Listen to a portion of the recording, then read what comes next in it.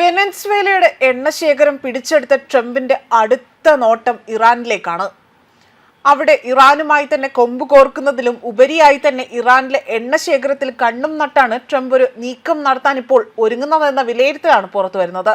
എന്നാൽ ഇരു രാജ്യങ്ങൾക്കുമിടയിലെ അവിടെ നിലനിൽക്കുന്ന യുദ്ധഭീഷണി ട്രംപിന് വലിയ തിരിച്ചടി ലഭിക്കുമെന്നും അതിൽ സംശയമില്ല എന്നും വിലയിരുത്തപ്പെടുന്നുണ്ട്. സമീപ ദിവസങ്ങളിൽ തന്നെ ഇറാനിൽ നടക്കുന്ന ആ പ്രക്ഷോഭത്തിൽ ട്രംപ് ഇറാന് നേരെ വലിയ രീതിയിലുള്ള യുദ്ധഭീഷണിയാണ് മുഴക്കുന്നത്. എന്നാൽ തങ്ങളാകട്ടെ ഒരടി പിന്നോട്ട് പോകില്ല എന്ന വാശിയിൽ തന്നെയാണ് ഇപ്പോൾ ഉറച്ചു നിൽക്കുന്നത്. ഇറാന്റെ പരമോന്നത നേതാവായുള്ള അയത്തുള്ള അലി ഖൊമൈനി ആകട്ടെ ട്രംപിന് നേരെ പല ഭീഷണികളും മുന്നറിയിപ്പുകളും നടത്തിയിട്ടുണ്ട്. എന്നാൽ അതേസമയം പശ്ചിമേഷ്യയിലെ സംഘർഷങ്ങളെ കണക്കിലെടുക്കുമ്പോൾ തന്നെ ഇറാൻ തങ്ങളുടെ ശക്തിയുടെ പാതിൽ ഒന്നുപോലും ഇവിടെ എടുത്തിട്ടില്ല എന്നതാണ് വാസ്തവം.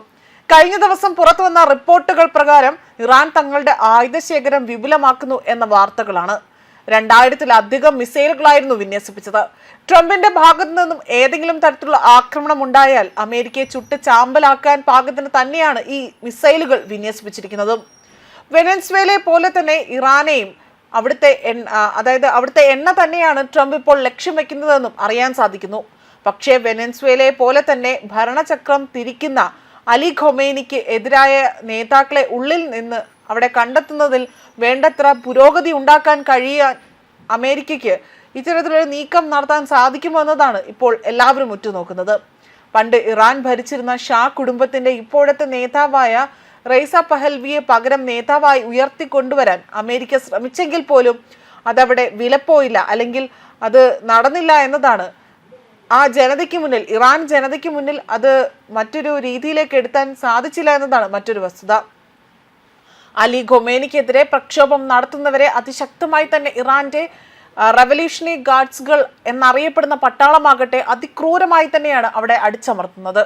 ഇതുവരെ ആകട്ടെ 42,000 പേരെങ്കിൽ പോലും വെടിവെച്ച് കൊന്നതായിട്ടാണ് ചില മനുഷ്യാവകാശ സംഘടനകൾ അവകാശപ്പെടുന്നതും. അതേസമയം സൗദിയും UAEയും തങ്ങളുടെ മണ്ണിൽ നിന്നുകൊണ്ട് ഇറാനെ ആക്രമിക്കാൻ തങ്ങൾ സമ്മതിക്കില്ല എന്ന നിലപാടിൽ തന്നെ ഉറച്ചു നിൽക്കുകയാണ്. ഇത് അമേരിക്കയ്ക്ക് വലിയ തിരിച്ചടിയാകുമെന്നതിലും സംശയമില്ല. അതേപോലെ 92 യുദ്ധവിമാനങ്ങളെ വഹിക്കുന്ന എബ്രഹാം ലിങ്കൺ എന്ന വിമാനവാഹിനി കപ്പൽ പോലും മറ്റ് അനുബന്ധ കപ്പലുകളും ഗൾഫ് കടലിൽ അവിടെ നങ്കൂരമിട്ടിട്ട് ദിവസങ്ങൾ കുറേയായി. എന്നാൽ ഇറാനെ ആക്രമിക്കാൻ ഇനിയും ട്രംപിനായിട്ടില്ല എന്നതാണ് വസ്തുത. ട്രംപിന്റെ ഭീഷണിക്ക് മറുഭീഷണി മുഴക്കിയാണ് അലി ഖൊമൈനി രംഗത്ത് വന്നതും. ചർച്ചയ്ക്ക് ഒരുങ്ങുന്നതാണ് തങ്ങൾക്ക് നല്ലത്, അല്ലെങ്കിൽ വെനസ്വേലയുടേതിനേക്കാൾ മാരകമായ ആക്രമണം അത് അവിടെ നേരിടേണ്ടി വരുമെന്നായിരുന്നു ട്രംപിന്റെ ഭീഷണി. അതിനായി തന്നെ അത്തരത്തിൽ ഭീഷണിക്ക് വേണ്ടി വന്നാൽ അമേരിക്കൻ യുദ്ധക്കപ്പലുകൾ മിസൈൽ അയച്ചു മുക്കാൻ മടിക്കില്ല എന്നതായിരുന്നു ഖൊമൈനി പിന്നീട് മുന്നറിയിപ്പ് നൽകിയത്.